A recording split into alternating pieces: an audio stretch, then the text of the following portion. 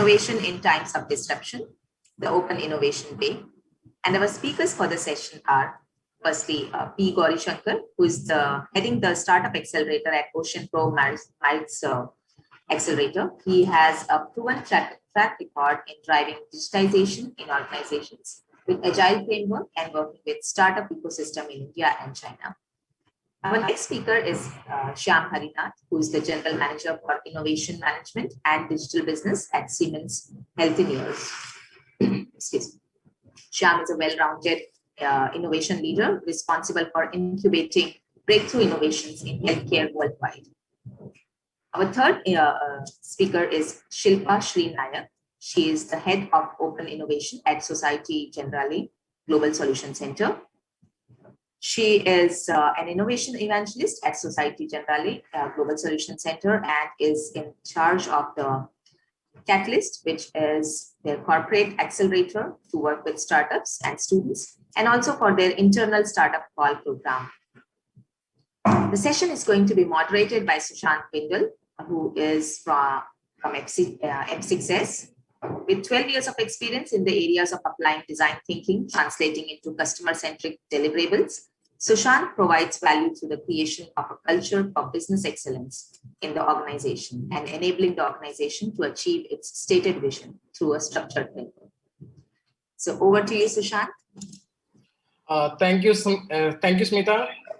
Welcome to you. Welcome to all of you joining us online. So as Smita mentioned, the objective of the panel discussion is innovation in times of disruption, the open innovation way.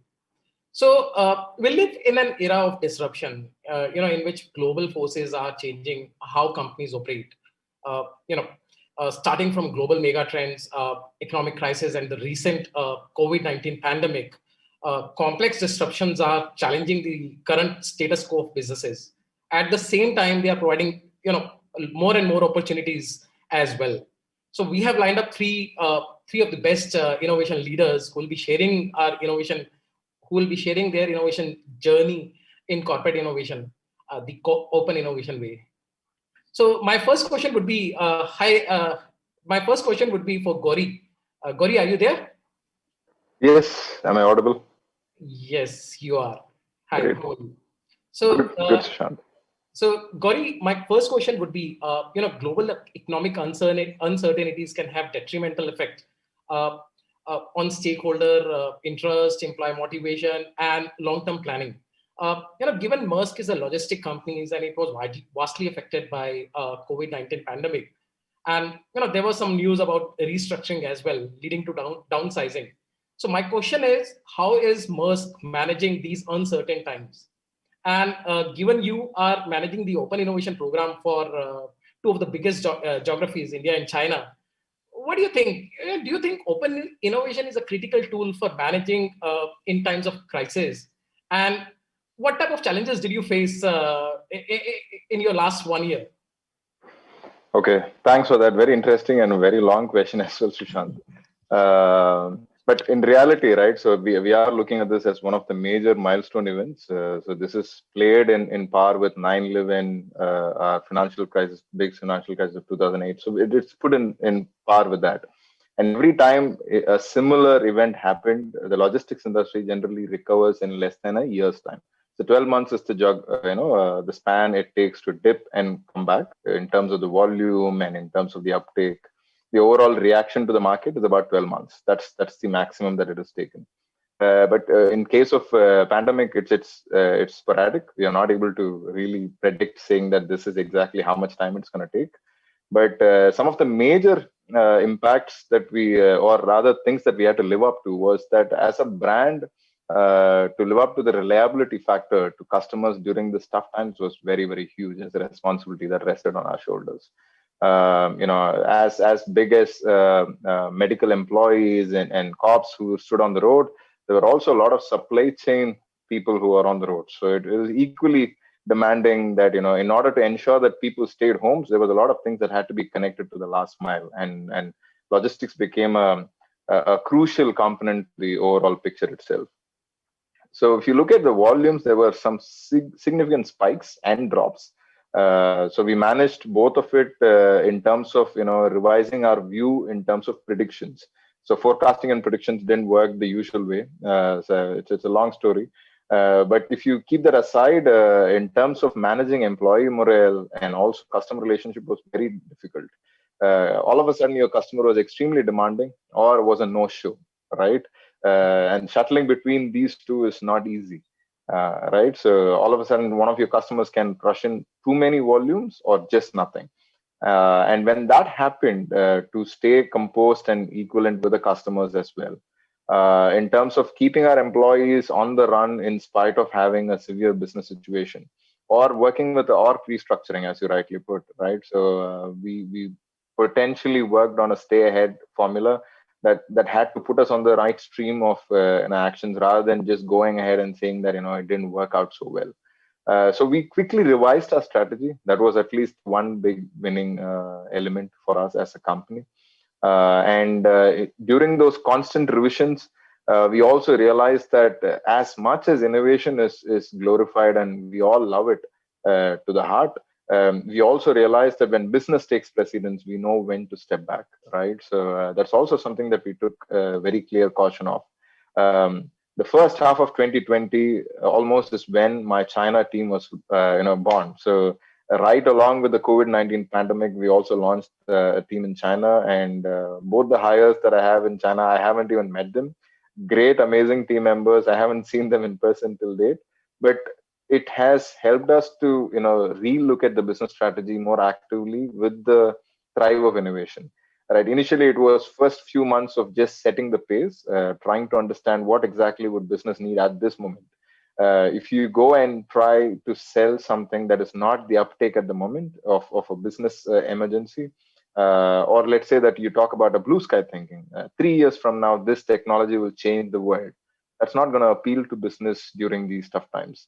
How do you solve their problem here and now? Still use the best of cutting edge technology. I'll give you a very short example. Warehouse and distribution was one of our biggest focus in China, and my team was launched just when we hit the pandemic. And right after that, what we did was we put a significant amount of focus in terms of how we virtually sell a product like warehouse and distribution, because warehouse and distribution always focuses on having physical presence of customer. You bring them, show them how it works. It's a large real estate.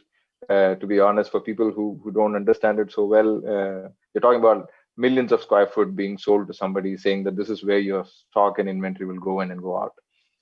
For that to happen virtually, we started building on digital twinning support. We started building 100% 360 VR experience of our servers in Shanghai. All of this came out of the innovation bucket, right? But very close to business, kept focused on what is immediate and here and now. So that's how we kind of shifted our gears when it comes to being born out of pandemic in terms of the China innovation team. They called AIM in China. OceanPro is the popular name that we all know. AIM is what they called in China. So they're doing an amazing job. So they've kept the track ongoing, and I'm really seeing this scope expanding as we speak. Okay, so that's really good to know. And very recently I read something about some news about profits in the last quarter by Maersk. I'm really happy with the response how Maersk tackled this logistic industry, these COVID-19 challenges. So Shilpa, I've been part of corporate innovation for last many years now.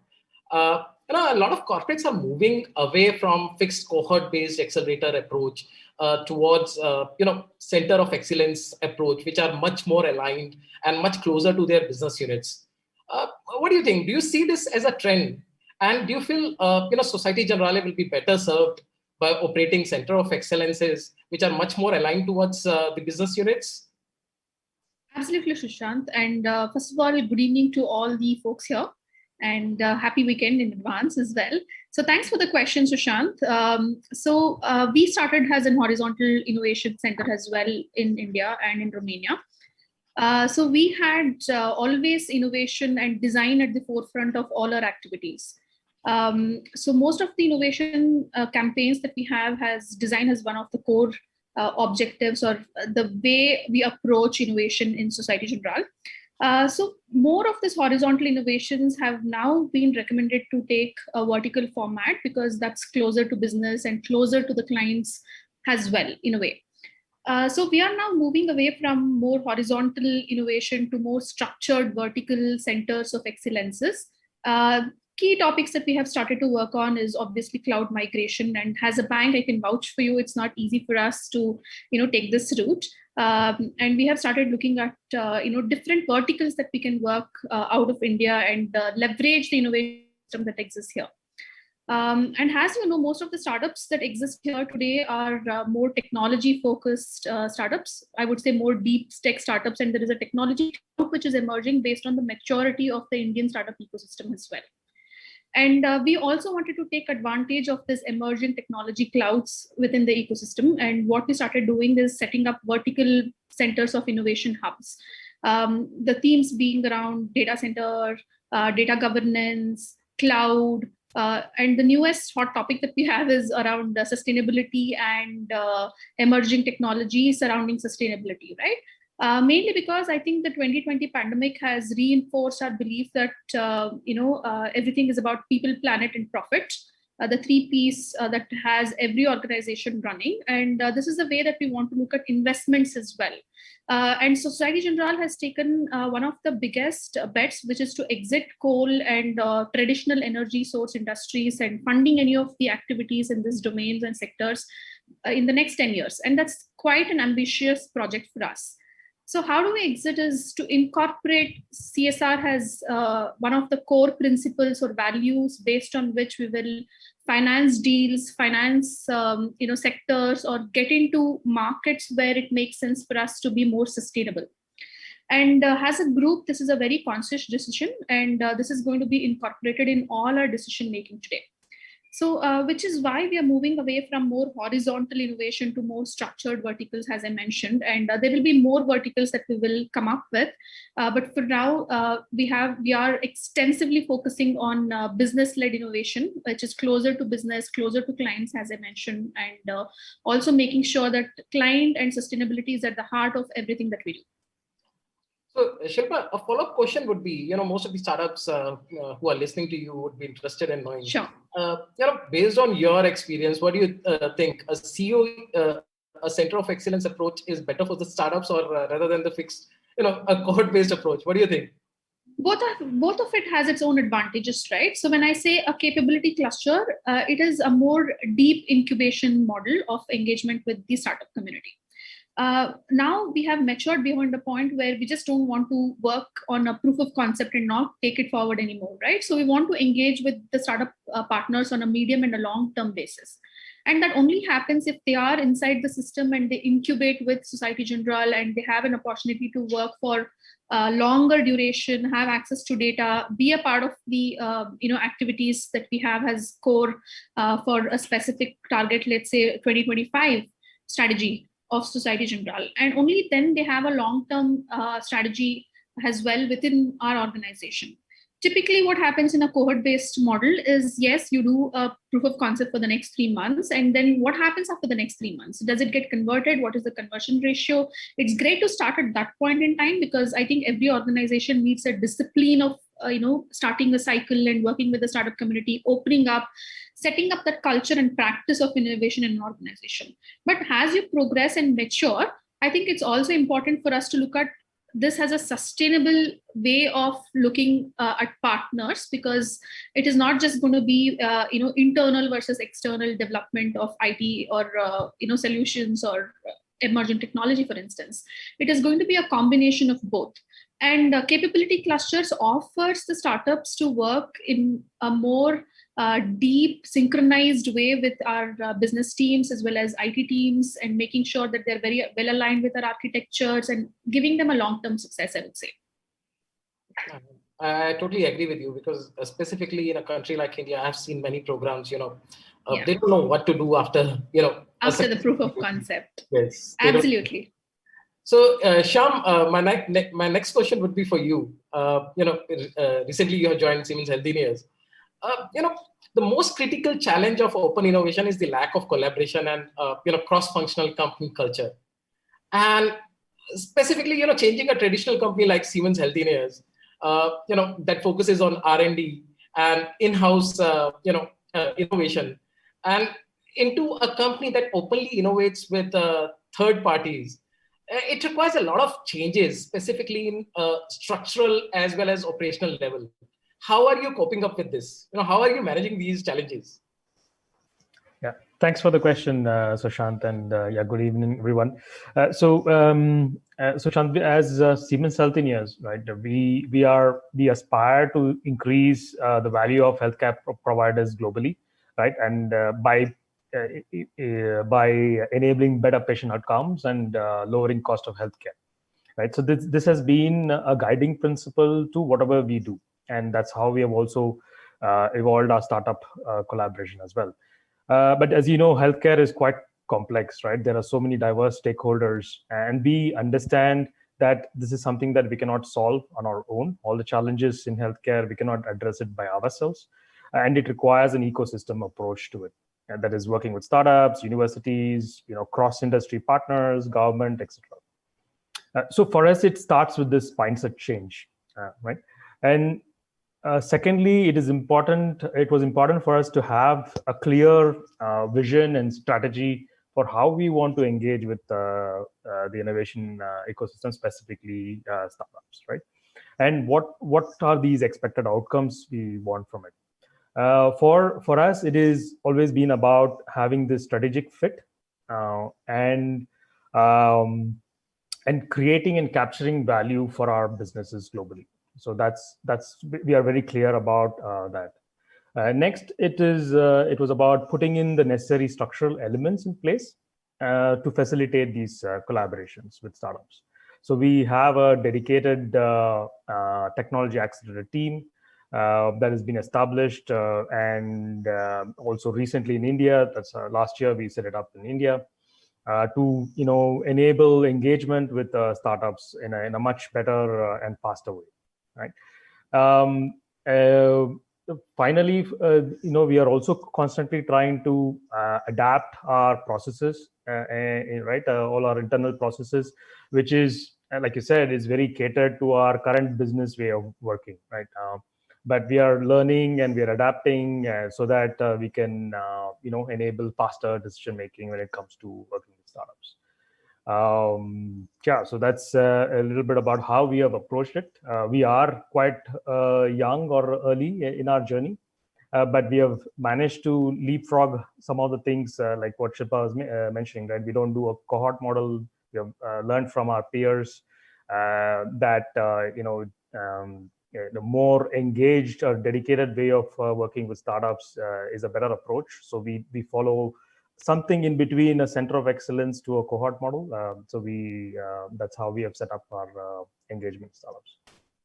So Shyam, one question is, so if there is a aspiring startup who wants to reach out to you, how he can do that? Because you don't have an open call. It's practically impossible to find the right contact for these startups. How do you tackle such kind of challenge? Yeah, so as I said, it's quite business driven. So right, what we've been doing is we already have worked with a lot of our businesses in identifying the strategic focus areas where we want to really partner with startups. And it's more like we going out and reaching out to a lot of startups. We work with partners. We have been working with F6S, with you. We work with NASCOM. And through our engagement with these partners, we have sort of identified startups and started to engage with them. Yes, we can do a better job of sort of publicizing or evangelizing these programs out in the ecosystem. That's something that we are constantly working as well. But yeah, anybody can reach out to me. Any startup can reach out to me directly or to any of our leaders, and we can start having this dialogue with the startups. Perfect. So Shilpa, you mentioned about ESG being one of the focus areas. Focus areas of Societe Generale. Now, sustainable investments have been around for quite a while now, and there are different frameworks to measure the sustainable impact of investments. But mostly, commercial banks, they have stayed away, from these, impact quotients. So in this context, do you see Societe Generale taking a lead in focusing on using ESG framework, to measure these, to measure the impact quotient when you are, as you mentioned, you are moving away from coal. Yeah. Even for your other large-scale commercial investments, do you think you'll be focusing on these kind of impact quotients as well? Are you building that kind of model? Absolutely, Sushant. So this is, like I said, it's at the forefront of all our businesses, and wholesale banking, commercial banking, and iBanking are some of the businesses which have taken a lead on this impact. So we have something called positive impact finance, or SPIF as we call it, which has been our focus area, where we want to fund only sustainable businesses and alternative energy businesses in the future. So this is at the core of Societe Generale's value, and which is what has changed in 2020. Probably the pandemic has sort of accelerated our decision to only fund sustainable businesses. I would be wrong to say only fund sustainable businesses, but let's say 95% of the portfolio would be around sustainability of businesses. And it's going to be a core decision factor as well for all the investments, not just in wholesale banking, but in every business that SocGen is a part of. So, for instance, we also have the automobile leasing division, right? So, which is a very little known business unit of Societe Generale. We're one of the leading automobile leasing divisions in Europe and in a few other countries as well. And this is the only business which has a direct contribution to carbon emissions today out of all the businesses of Societe Generale. And even here, we are identified with the gold standard ratings by some of the rating agencies such as EcoVadis or MSCI or Gaia or even Sustainalytics as a firm, right? So we have taken ESG as a core mandate in all our businesses today, and it is going to continue even in the next 5 years down the line, and it is going to be at the core value of all the businesses, as I mentioned, for Societe Generale. Perfect. And can you share some more information about the type of ESG companies, because ESG is too broad? Yeah, I think there would be a lot of startups would would be listening to you, and they would be able to reach out to you for these kind of tie-ups. Absolutely. So some of the interesting areas that we are exploring as a company or as a group is, one is on our own carbon footprint, right? So how do you measure your carbon footprint today? One is, obviously, we want to evaluate our clients or partners on their ESG strategy. The other is, how do we reduce our own carbon footprint, having sustainability in our DNA. So we are very cognizant of our carbon footprint in each of our domains, and we are trying to measure it as well. So if it could be your commute to work, it could be your energy consumption in your data centers, it could be the number of emails that you send on a daily basis. Is there a better way of collaborating without having to send emails with huge attachment files, which consumes the server and eventually the data center, and the energy efficiencies that we have to maintain at the data centers? It's not really optimal. So that is one factor. We are looking at using algorithms and data science and coming up with carbon monitoring and dashboarding and the footprint of carbon emissions or credits that we all have. The other bit is having a similar approach for our clients, vendors, partners, suppliers, and every deal that we have to process. For instance, I can take the example of the shipping industry. So for how does the shipping industry contribute to the overall carbon neutrality or the carbon footprint in the ecosystem, and how do we finance some of these industries? So we're also looking at sectoral analysis of coming up with an ESG algorithm as well, and looking at which are some of the better companies to fund based on their ESG approach. So I know that Maersk has taken, for instance, a lot of sustainability measures, and they're working on reducing their carbon footprint and achieving the carbon neutrality. And the regulators are also wisening up, right? It's not going to be like earlier where you could buy carbon credits and offset your carbon footprint. Now, the term of greenwashing is very well known across all the regulators, and regulators have now in 2020 signed up a coalition of what can be considered as carbon neutrality for companies when they disclose their ESG or sustainability practices. So people are taking much more active measures to making sure that they actually reduce the carbon footprint and not make it look like they have actually reduced by taking some, very superficial measures. So things are changing, and this is a domain where it is, quite interesting for startups to jump on and work on different kind of offerings that they can bring to the table. And more and more corporates are interested in circular economy and sustainability practices as their core business offering and drivers. And things are going to change, Sushant. It's one of the new trends that is here to stay. Okay, that's really good to know, because given Paris 2030 mandate, I think it's a mandate for all the corporate giants, and they have to take the first steps. Okay, so Gowri, a quick follow-up question on you mentioned something about forecasting models, and I truly believe the future of data will shape will shape any industry. But recent economic changes and consumer behavior shifts have made most of our pre-COVID projections and models, forecasting models, doubtful. So how is Maersk rising up to this challenge? How are you using your existing data to create models that may be able to help you predict within this uncertainty? Thanks, Sushant. I figured that this is going to be a tough one, but disclaimer, I'm not a data expert, but recently had chats with some great data scientists from within the organization. So, but this is what the overall takeaway was. Primarily, things that threw us away or things that break our existing forecasting structures are one to do with dimensions. Earlier, we were pretty strong and confined about our judgment based on a data and a result that we saw. Today, there's a lot of intuition that drives decisions because of the pandemic, primarily because our trust on data has fallen deeply down, right?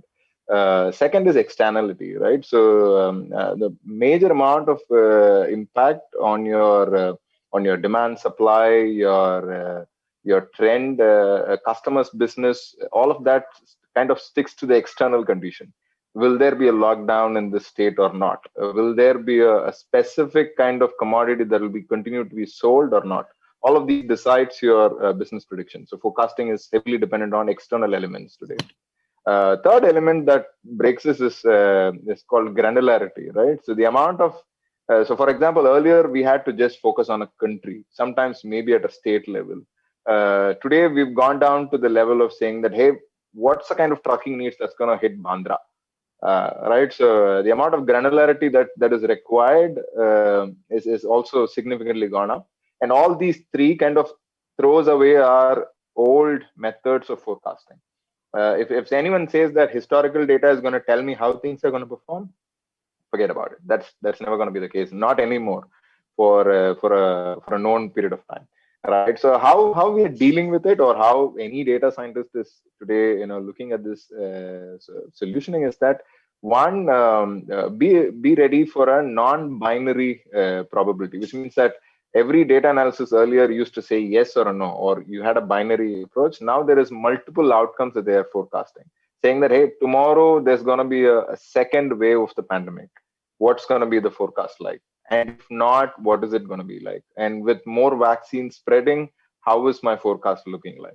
So these are kind of, multiple dimensions that they're building. So dimensions in decision making, here dimensions in terms of the probability that comes out of the outcome. So that has been added.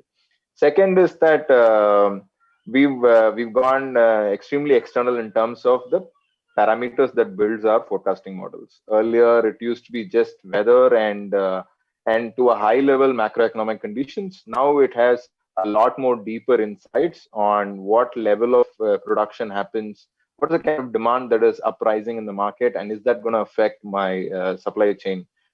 network as well. So that's the level of external focus that we have on the data today in terms of forecasting. We've also gone extremely live and frequent with data extraction. Earlier, it was okay to collect data once in a month to relook and revisit things. Now it is almost every day in real time. If I have an insight about a change in my supply chain's demand and it is today, I would rather count for it in tomorrow's prediction and the decision making that follows the day after. So that's at least the frequency at which we are expected to operate. Is it realistic and feasible? Maybe not in all conditions, because our systems are tuned to historical ways of doing forecasting and modeling. But we are constantly trying to get to this level, right? So in places where it is feasible, we are taking advantage of it. Where it is not, we are trying to build an architecture which will allow us to do so. Because and everyone says this is a new way of working, and this continues to be the new way of working for an industry, right? So not just for us being at home, but how this information can fluctuate, how the forecasting can get thrown away over just a night. So that's a kind of thoughts that we are building. Obviously, we are also focusing a lot on macroeconomic conditions compared to the past. We have a lot more focus on that right now, and we are trying to see how we could build methods to the madness which was in the past, and now we are trying to see how it can be a real method by itself. So that's how we are trying to strive through this, Sushant. To be very honest, absolutely. These are really good insights, and we have seen the era of machine learning, then reinforcement learning, and now it's going to be the era of machine teaching. Yeah, right? True. Very true. So, very true. My final question. We are already past our time. One last question for Shyam.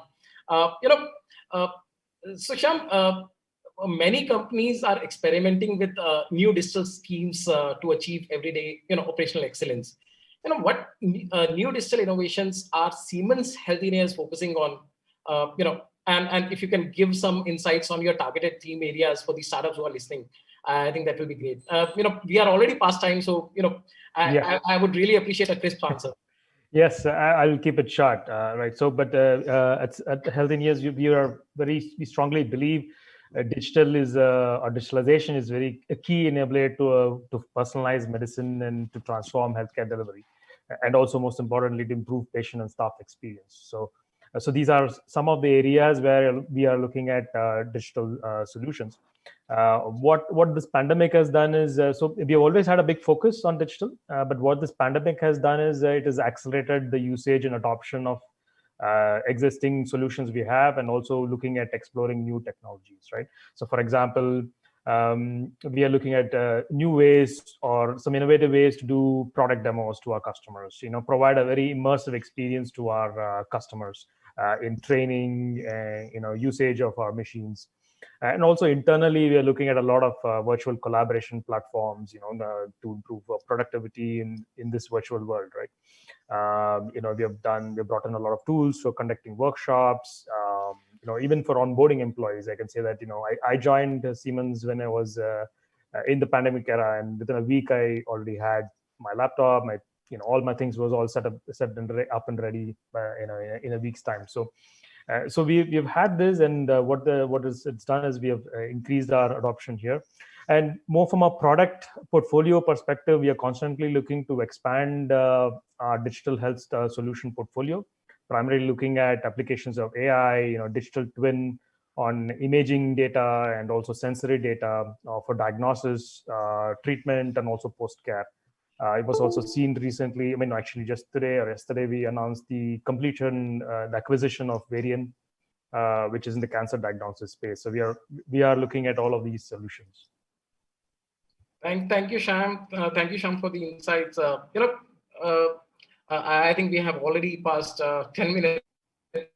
So I would like to thank all the panelists, and thank you QGLUE and TiE Delhi chapter for organizing this panel discussion. Thank you.